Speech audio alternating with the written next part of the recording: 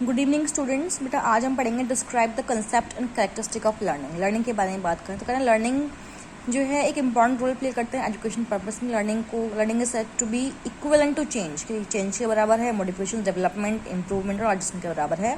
एक ये सिर्फ स्कूल लर्निंग से मतलब नहीं है, साइकिलिंग, रीडिंग, राइटिंग और टिपिक typing, but it is a comprehensive term. एक कॉम्प्रिहेंसिव टर्म है विच लीव्स परमानेंट इफेक्ट, जो कि परमानेंट इफेक्ट डालती है, इंप्रेशन डालती है इंडिविजुअल के ऊपर। बहुत सारी लर्निंग जो थ्योरीज थी हमने पढ़ ली as a part of education psychology as they are more applicable, application oriented. जितनी भी थ्योरीज हैं वो डिवाइड हैं इंट्रोडक्शन में, एक्सपेरिमेंट में, एप्लीकेशंस में, जो क्लियरिटी के लिए।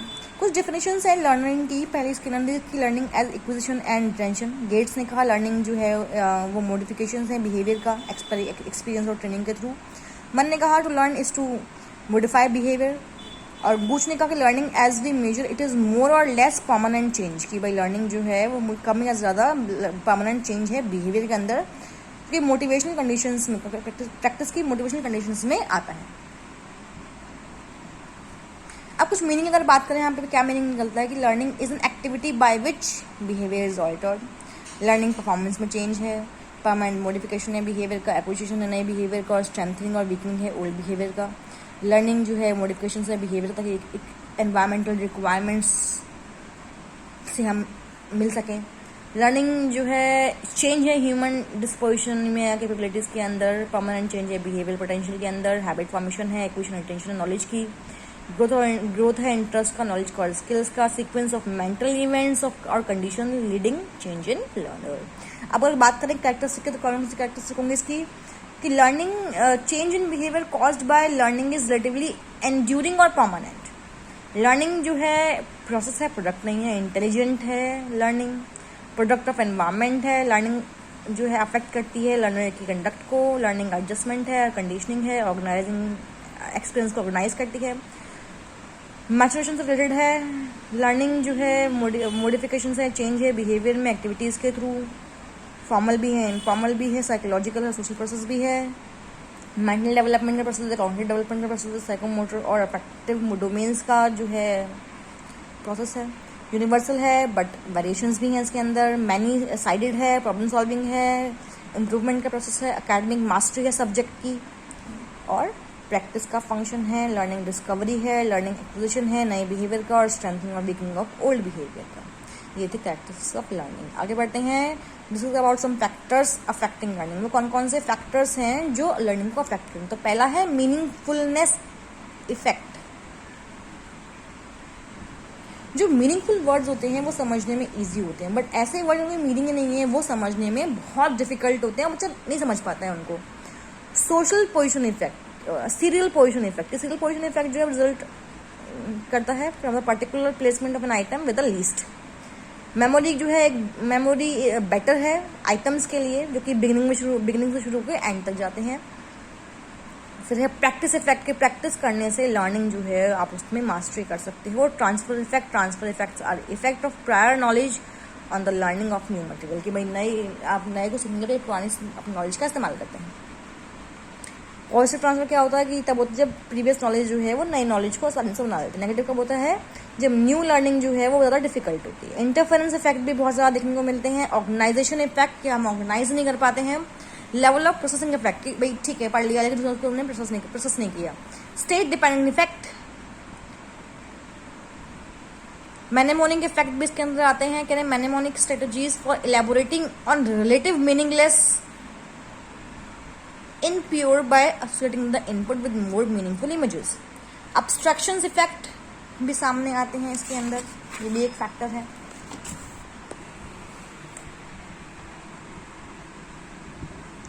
फिर आता है आपका लेवल इफेक्ट, कि ये इफेक्ट जो है कब आता है जब लर्नर परसीव करता है some parts of the passage are more important than other, कि मतलब बस मान लें कि भाई कुछ पार्ट जो है बाकी से इम्पोर्टेंट है। प्रियर नॉलेज की इफेक्ट, बच्चे को किसी टॉपिक के बारे में पहले से कितनी नॉलेज है या कितनी नहीं है। इंटरफेरेंस इफेक्ट हम पहले पढ़ चुके हैं स्टूडेंट।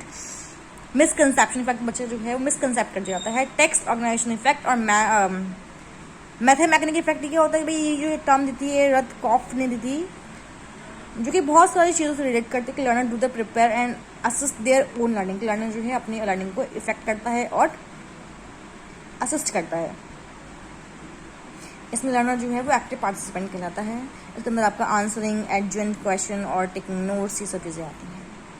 फिर आता है मैचुरेशन की। मैचुरेशन जो है बायोलॉजिकल अनफोल्डिंग इंडिविजुअल के according to plan content the genes programme forces human to pass through a series of physical, biological, cognitive and psychosocial change birth से डेथ तक। फिर आता है आपका अटेंशन। इसके अंदर अटेंशन बहुत ज़रूरी है, जो सिलेक्ट करता है कुछ सेंसरी इनपुट्स, इंक्लूजन करता है focus of experience.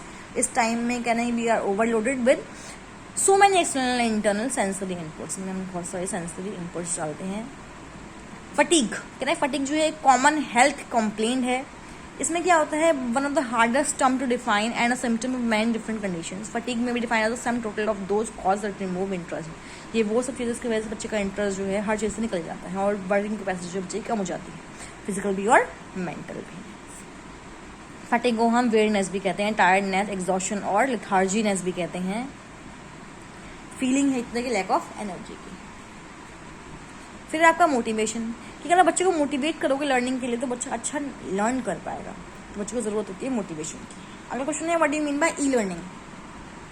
E learning से आप क्या समझते हैं, तो कहते हैं ई लर्निंग में वो सारी फॉर्म्स आती हैं इलेक्ट्रॉनिकली सपोर्टेड लर्निंग और टीचिंग की। The information and communication system whether network और not serve as specific media to implement the learning process. की इन्फॉर्मेशन कैसे भी, कम्युनिकेशन सिस्टम कैसा भी हो, नेटवर्क हो या बिना स्पेसिफिक हो, वो इम्प्लीमेंट करता लर्निंग प्रोसेस को। जो ये टर्म है ये बहुत ज़्यादा और लाइकली भी utilise to reference out of class and in class education experience via technology. कि टेक्नोलॉजी के थ्रू एजुकेशन को बहुत सपोर्ट करती है। ई लर्निंग जो है essentially computer and network enabled transfer of skills. के बाद नेटवर्क इनेबल्ड कंप्यूटर रिलेटेड जो है transfer of skill and knowledge है। E learning application and process include web based learning. Web based learning को include करते हैं, कंप्यूटर बेस्ड लर्निंग को, virtual classroom personalities को और डिजिटल कोलैबोरेशन को ये इंक्लूड करते हैं। कंटेंट जो है यहाँ पे इंटरनेट के थ्रू डिलीवर होता है। इंटरनेट, एक्स्ट्रानेट, ऑडियो और video, tape, satellite, TV, CD ROM, इन सब के थ्रू ट्रांसफर होता है। सेल्फ प्लेस हो सकता है, इंस्ट्रक्टर लेड और इंक्लूड कर सकता है मीडिया, टेक्स्ट के फॉर्म में, इमेज के फॉर्म में, animation, streaming, video and audio के फॉर्म में। अगर हम बात करें एब्रीविएशन जैसे कि CBT computer based training, IBT internet based training, WBT web based training, ये सब ऐसे इन सब का इस्तेमाल करते हैं मैं सिनोनियम्स टू ई लर्निंग। आज तक अगर हम बात करें, कोई भी इंसान फाइंड कर सकता है इन टर्म्स को जो कि इस्तेमाल जाती हैं along with variations of e learning, जैसे कि e learning, capital e learning या स्मॉल ई लर्निंग। ये टर्म्स इस्तेमाल होती हैं आर्टिकल्स में इंडिकेट करने के लिए validity, broader terminology of e learning के अंडर। ई लर्निंग जो है इसको हम कॉमनली अगर कहें तो commonly refer to the international use of network information and communication technology in teaching and learning. बहुत सारी और टर्म्स भी इसका हम इस्तेमाल करते हैं डिस्क्राइब करने के लिए मोड ऑफ टीचिंग को और लर्निंग को। इसमें आपका learning, virtual learning, distributed learning, network and web based learning आती है। फंडामेंटल अगर हम बात करें, ये सब जो है ये रेफर करती हैं एजुकेशनल प्रोसेस को, जो कि यूटिलाइज कर सकते हैं इन्फॉर्मेशन को, कम्युनिकेशन टेक्नोलॉजीज को, ताकि मेडिएट कर सके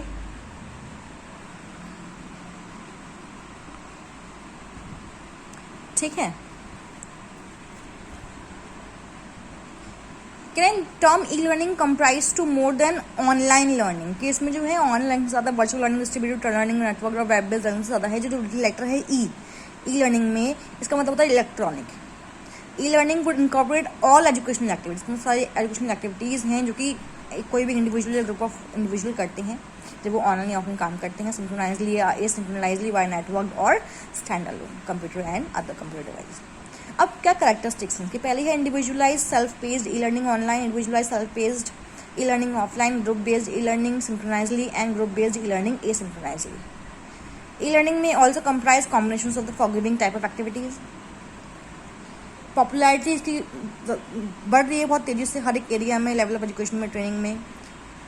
क्रिटिकल एट्रीब्यूट्स जो है लर्निंग के, इनमें flexibility of time, place and place of study आता है। ई लर्निंग जो है वो अफोर्ड करती है अपॉर्चुनिटी को, तो जंग सके लर्निंग एनवायरनमेंट को जो कि ऑथेंटिक है, सिचुएटेड, जो कि लर्निंग कॉन्टेक्स्ट में सिचुएटेड है और प्रॉब्लम बेस्ड है, order in order to provide student with learning by doing experience.